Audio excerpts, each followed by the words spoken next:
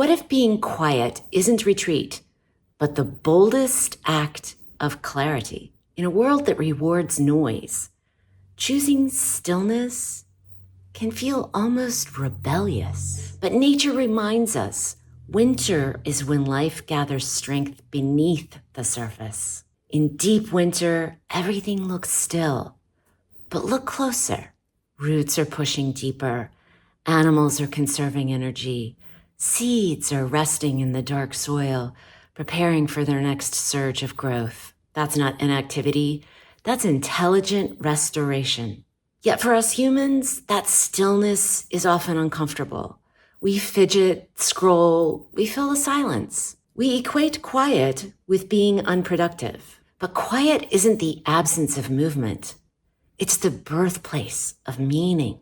When we dare to be quiet, our attention sharpens. Our mind unclenches. We start to notice what drains us, what nourishes us, what calls to us next.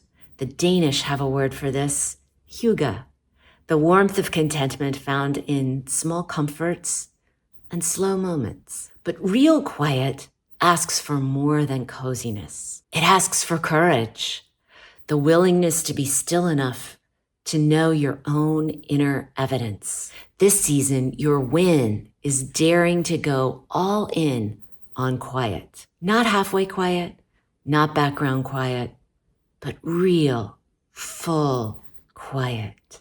Let it be the ground where new clarity grows. Take a photo at dawn or dusk, whatever feels most peaceful to you. Let your camera collect evidence that quiet exists. Your brain will start recognizing it as your reality. For all of us as wayfinders, bold quiet isn't escape, it's alignment. When we honor our winter, we're already preparing our spring.